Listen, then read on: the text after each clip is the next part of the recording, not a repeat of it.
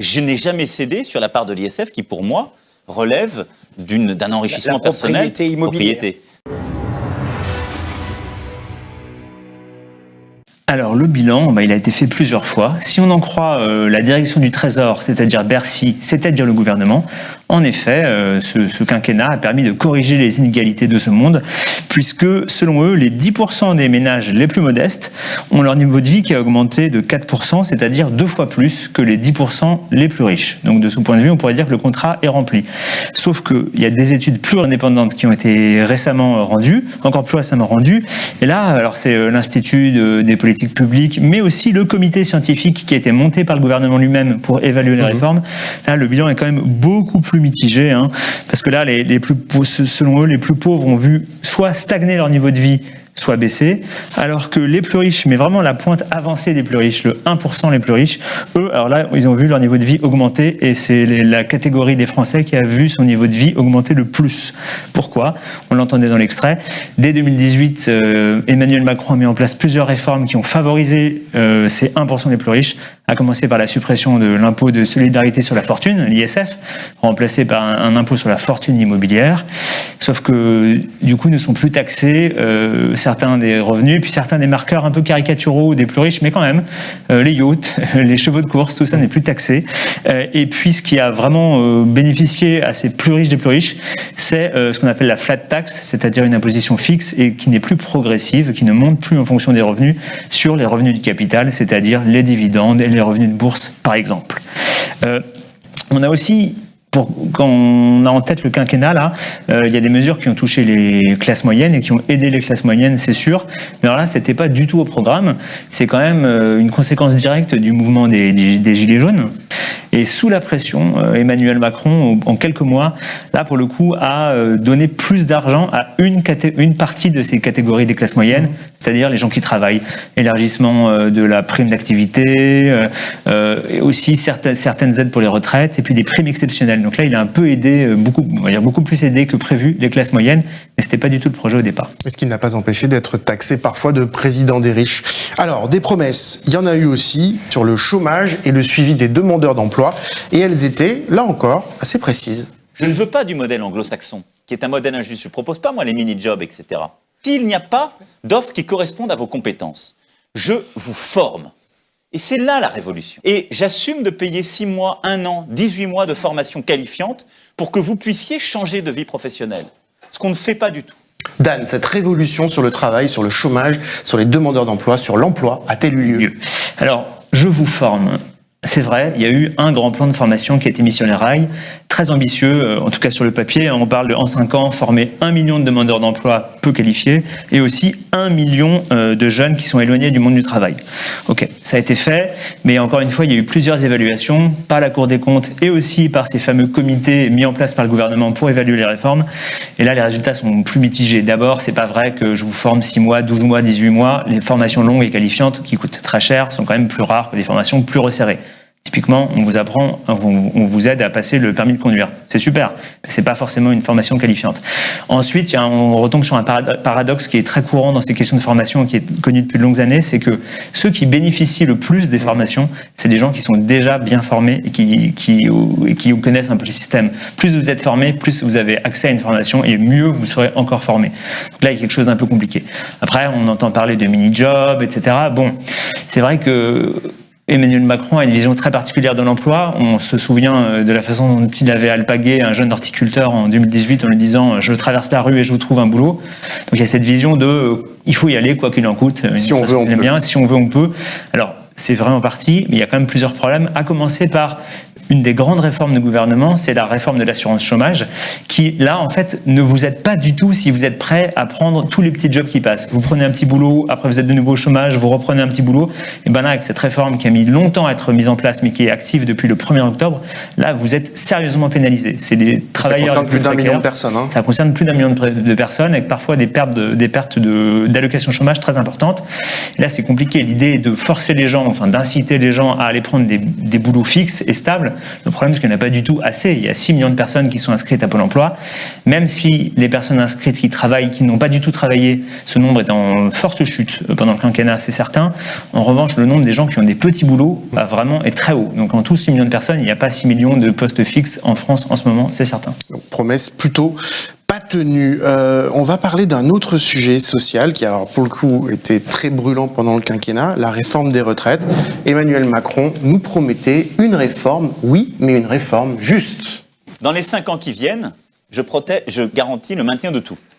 Il n'y aura pas de décalage de l'âge de départ, il n'y aura pas de baisse du niveau des pensions, il n'y aura pas d'augmentation du niveau des cotisations. Moi, je crois au système par répartition, mais je veux qu'il soit transparent. Donc, ce qu'on va mettre en place, il y a d'abord un temps de concertation, de négociation, puis on légiférera, premier semestre 2018, pour mettre un système en place unique, où chacun aura accès à son compte unique, à point, par répartition. Dan, cette réforme, elle a été initiée et elle a été très mal reçue. C'est vrai que d'abord, c'était des mois de débat, des mois de mobilisation dans la rue. C'est une des plus grosses mobilisations sociales des 20 ou 30 dernières années, décembre 2019, janvier 2020. Et là, c'est intéressant de prendre Emmanuel Macron à ses mots, parce qu'il dit il n'y aura pas de baisse du niveau des pensions. C'est pas tout à fait exact, puisque l'idée de ce système à points qui était prévu, c'est que quand vous prenez votre retraite, vous ne savez pas, enfin jusqu'à l'année où vous prenez votre retraite, vous ne savez pas exactement combien vous allez toucher. Parce que vous accumulez des points, mais on ne vous dit qu'au moment où vous prenez la retraite, combien valent ces points. Et ça, c'est quelque chose qui s'ajuste chaque année, en général pas à la hausse, en fonction du nombre de retraités, de leur espérance de vie, du niveau de l'économie générale. Et donc, plutôt globalement, d'année en année, le niveau des pensions allait plutôt baisser. Et puis, on peut dire que le seul point qui était fixe, c'est pas de hausse de cotisation, c'est-à-dire qu'il y a un refus très strict de la part d'Emmanuel Macron et de son gouvernement des dernières années les entreprises ne peuvent pas payer plus en fait. Donc en fait la marge d'ajustement elle est sur il va falloir travailler plus. Donc il dit on recule pas l'âge de départ, ça c'est pas vrai. Et d'ailleurs, il a quelques idées pour, dans le cas où il serait réélu, il a quelques idées déjà qui commencent déjà un petit peu à être entreprises. Alors voilà, donc bien sûr les choses ne sont pas fixées tant que l'échéance n'arrive pas, mais dans son entourage on dit souvent et beaucoup si Emmanuel Macron est réélu, on va profiter de l'impact et on va aller vite, on va faire une réforme en quelques mois. Alors sauf que là la réforme c'est pas du tout celle qu'il avait présentée en 2017, c'est pas du tout celle dont il nous a parlé sur le plateau. Ça serait une réforme qui ne toucherait pas le système général et ça serait simplement ce qu'on appelle une réforme paramétrique, c'est-à-dire reculer l'âge de départ à la retraite. Et alors là, pour le coup, l'assumer complètement. Une réforme que beaucoup de spécialistes du système trouvent injuste, voire vraiment bête. On va passer rapidement à l'industrie. C'est compliqué, quoi. Ce sujet est compliqué et pour Emmanuel Macron, et il le sait très bien, c'est le talon d'Achille de son bilan. Parce que il dit on a relancé l'emploi industriel. Ouais, il dit ça. Le gouvernement a dit récemment que 100 000 emplois avaient été soit sauvés, soit créés grâce à la relocalisation des usines en France. Sauf que le bilan d'Emmanuel Macron, il n'est pas sur 5 ans, il est sur 10 ans. Parce qu'il était secrétaire général de l'Élysée, puis ministre de l'économie sous François Hollande, et c'est déjà lui qui s'occupait de ces dossiers. Et en 10 ans, les chiffres sont très mauvais. La part de l'industrie dans le PIB en France est passée de 20% à 10%.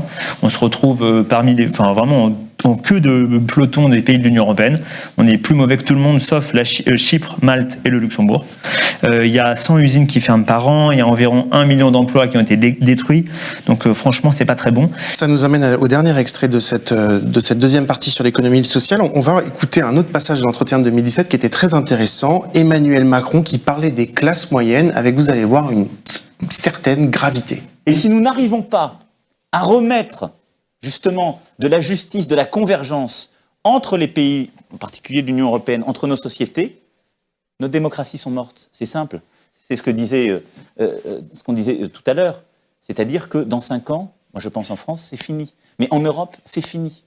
Parce que si les classes moyennes ne se retrouvent pas dans ce pacte qui les ont toujours fait grandir, elles diront stop. Sur le sujet économique et social, celui du chômage comme celui des inégalités, celui de la capacité à produire, 9 millions de personnes en dessous du seuil de pauvreté. La question démocratique, tous ces sujets dont on voit les fêlures, voire les fractures dans notre société.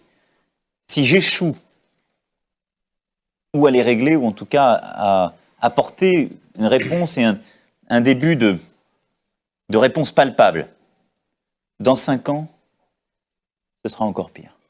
Et dans 5 ans, là, ce dont se nourrit le Front National sera encore plus vivace. Hélène, on voit ces phrases assez solennelles. On peut dire 5 ans plus tard, ce dont se nourrit l'extrême droite semble encore plus vivace. Oui, en fait, c'est assez étonnant de regarder ces images, même si dans l'exercice de nos fonctions, nous l'avons fait souvent, mais c'est assez étonnant parce qu'Emmanuel Macron, en 2017, posait un bon diagnostic. De quoi se nourrit le Front National, enfin le Rassemblement National aujourd'hui, l'extrême droite a fortiori, c'est précisément des inégalités, du sentiment de déclassement, de la pauvreté, de la misère sociale, pour résumer.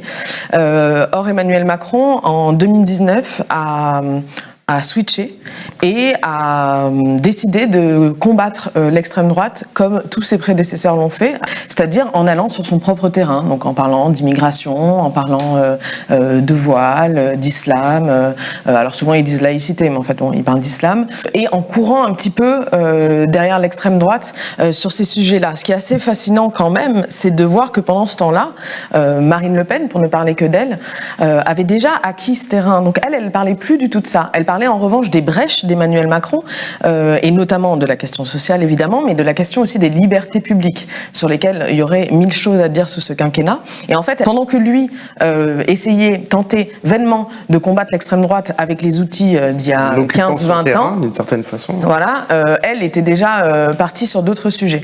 Ça, c'est un premier sujet. Il y a un deuxième sujet qui est vraiment assez politique, mais qui, une fois de plus, a émaillé ces 5 années de pouvoir, qui est la question de l'espace qu'on occupe politiquement. On le sait, Emmanuel Macron a souhaité créer une force centrale, d'où le fameux dépassement et de droite et de gauche, finalement et de droite, mais en tout cas, occuper le maximum d'espace au milieu de ça. Il y a quelqu'un qui s'appelle Emmanuelle Mignon, qui est une ancienne conseillère de Nicolas Sarkozy, dont on ne peut pas franchement taxer le gauchisme, qui expliquait qu'il y avait un risque à ça, notamment à des moments où, dans l'entourage d'Emmanuel Macron, des tribunes sortaient sur l'idée de faire un grand parti unique, que si en fait on aimait la France, c'était avec ou derrière nous.